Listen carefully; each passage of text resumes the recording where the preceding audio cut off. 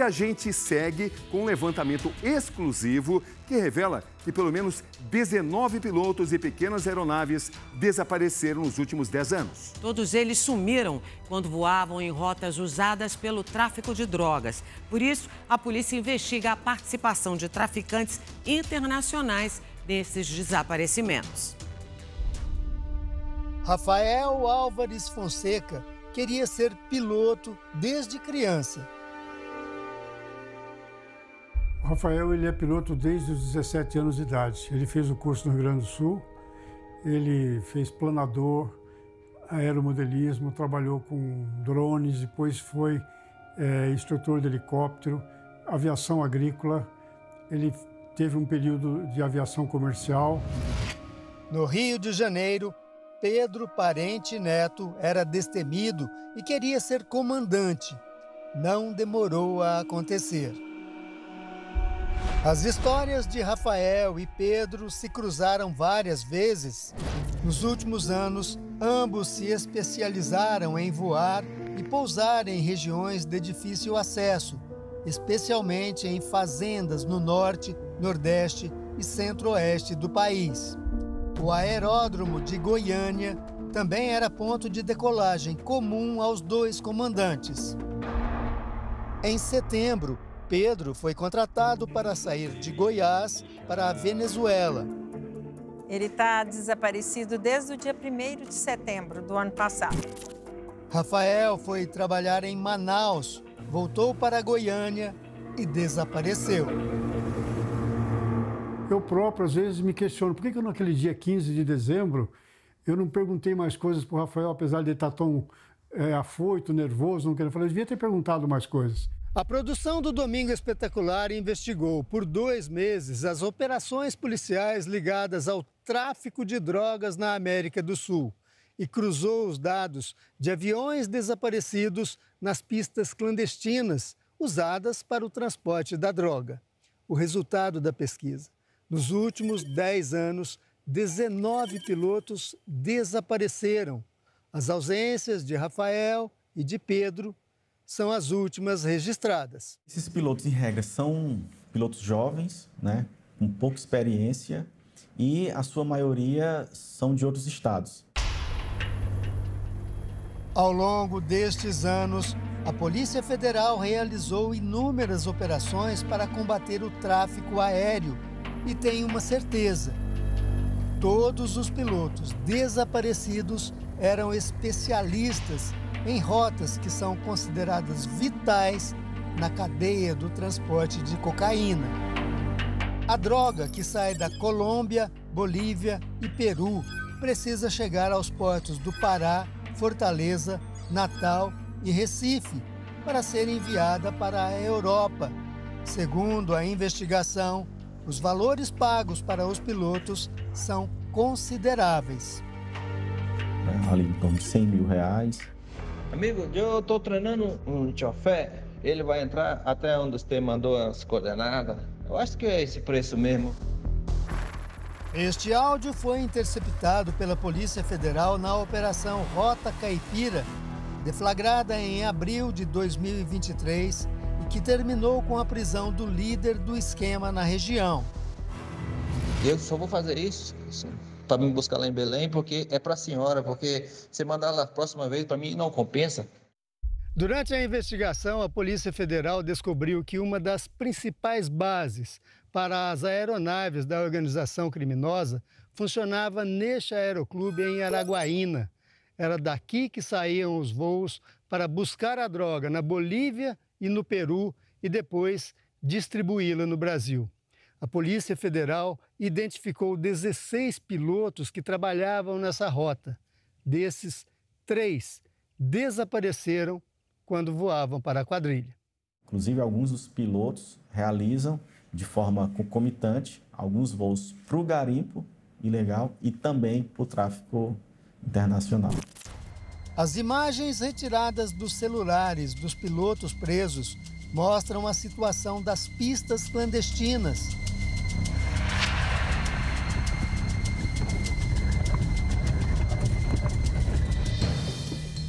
As aeronaves usadas normalmente são adulteradas. Desligar o transponder, que serve para dar a identificação e localização do avião para os controladores de tráfego, faz parte da estratégia dos traficantes. Há também a colocação de tanques de combustíveis extras para viagens longas sem abastecimento. Aí, ó, tem que trocar a bomba aqui, ó. Aí, ó, pingando aí. Na parte interna, são retirados os bancos. O trem de pouso e pneus são reforçados para aguentar as pistas em péssimo estado. Aí, patrão, ó. Olha a pista aí, como é que tá? A Polícia Federal identificou 2 empresas, pelo menos de empresas aéreas de Goiânia, que teriam uma certa participação nesse esquema todo. Qual o papel dessas empresas? Bom, essas empresas elas eram responsáveis por intermediar a aquisição de aeronaves, né? Algumas aeronaves já adulteradas, inclusive. As 2 empresas citadas no relatório feito pela Polícia Federal aparecem também no dia a dia de Rafael e de Pedro. A Global Parts, com hangar no aeródromo de Goiânia, consta como responsável por fornecer peças e manutenção em aeronaves utilizadas pela organização criminosa e também por intermediar negociação de compra e venda de aviões para o tráfico. A Golf Aviação, também com hangar em Goiânia, é investigada por fazer a contratação e pagamento dos pilotos para o transporte da droga. Tanto Rafael quanto Pedro decolaram de Goiânia antes de sumir. O pai de Rafael acompanhava a rotina do filho. No dia 9 de dezembro já estava certo que ele voltaria para casa. Rafael havia recebido uma proposta para levar a aeronave de prefixo PT-SEL até uma fazenda em Barra do Garças, no Mato Grosso. Saí de Manaus, tive que pegar um voo para o Rio de Janeiro, 4 horas de voo, depois agora para Goiânia, entendeu? Passei a noite inteira voando ainda. Era 10 de dezembro. A pessoa que tinha contratado o piloto também pagou a passagem comprada através da agência. Nossa produção apurou que o pagamento do bilhete foi feito por 6 transferências de Pix de 4 contas diferentes. Uma delas pertencia a uma pessoa ligada à quadrilha desbaratada na Operação Rota Caipira. Ao chegar em Goiânia, Rafael mandou outra mensagem gravada para o pai. O Natal tem que estar aí, com certeza, fica tranquilo. Aí eu vi que o telefone, o prefixo era 591, imaginei naquele momento que era de Barra do Garças, depois eu fui checar que esse prefixo era da Bolívia. A família resolveu procurar o dono da aeronave que ele pilotava e que tinha saído de Goiânia. No registro da Agência Nacional de Aviação Civil, a ANAC, a aeronave pertence à Golf desde 2022, mas em 2024, os direitos de uso foram cedidos para o escritório Orlando dos Santos Filho, Sociedade Individual de Advocacia. Orlando, eu peguei o nome dele, consegui localizá-lo, falei com ele. E ele me disse o seguinte, não, esse avião, essa aeronave, não é mais minha. Éramos 3 sócios, tínhamos comprado essa aeronave da Golf Aviação, mas agora não está comigo mais. Dia 4 de dezembro eu transferi. Seu Genildo vai atrás dos sócios e descobre que Pedro Borges estava respondendo pelo Cessna. E ele falou, olha, é o seguinte, eu vou passar para você o BO. Como assim? Não, o BO, porque a aeronave desapareceu. Aí ele me manda um BO que ele fez no dia 9 de janeiro, que foi publicado no dia 16 de janeiro. No boletim de ocorrência, Pedro Borges afirma que tinha a intenção de vender o avião para Tiago Gomes por R$2.200.000. Mesmo personagem, o mesmo cidadão que comprou a passagem do Rafael de Manaus para Goiânia. Tiago teria pedido para testar a máquina antes de finalizar a compra. No plano de voo, sairia do hangar da Global em Goiânia para o Mato Grosso. Nossa produção procurou Pedro Borges, mas ele não respondeu. A a pessoa que você está tentando contatar não está disponível. Localizamos então o sócio dele, Orlando dos Santos Filho. O contrato que tem com a Golf é Orlando Advocacia, é o Marcelo, a pessoa jurídica do Marcelo e a pessoa jurídica do Pedro. Aí eu passei minha conta para eles. O avião PT-SEL continua em nome da Golf Aviação Limitada. Tentamos falar com a empresa que não tem telefone, mas fica no mesmo aeródromo da Global. Tentamos falar com algum representante do Global. O Leopoldo, coordenador da escolinha, vai falar com o senhor aí na portaria, tá? Falei com a diretoria aqui, nós não temos conhecimento de nada. Esperamos por 1 hora e ninguém apareceu. A forma de pagamento, né, pela aquisição dessas aeronaves, a investigação conseguiu identificar que se deu através de terceiros, o que traz um caráter de lavagem de dinheiro, de querer ocultar a propriedade de fato daquelas aeronaves. A Golf Aviação aparece também no registro da ANAC como uma das antigas proprietárias da aeronave de prefixo PPICO.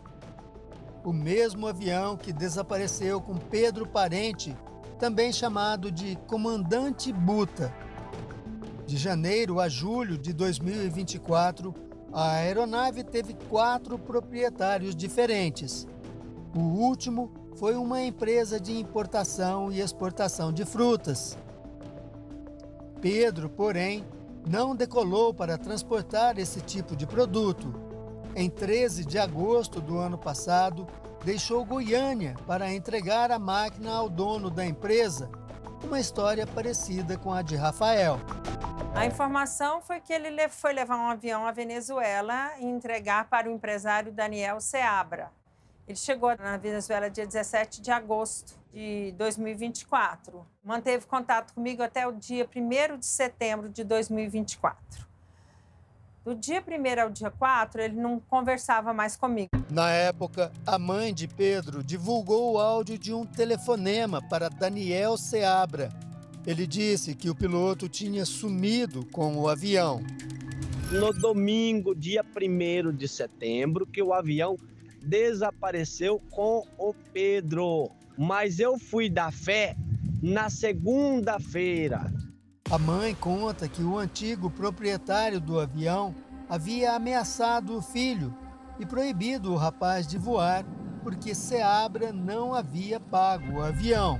O filho da senhora pode ter se envolvido com pessoas ligadas ao narcotráfico para levar esse avião para a Venezuela? Que ele foi para lá só levar o avião, eu sei que foi, né? Que foi só levar o avião. Agora, se lá ele ia fazer algo a mais ou trabalhar para eles algo a mais, eu não posso afirmar.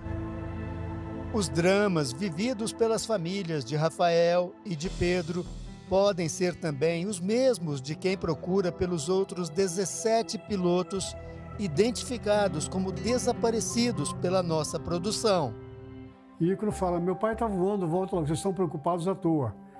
É até uma graça, para a gente até é um alívio ver que ele não está tão preocupado, ele tem certeza que o pai volta.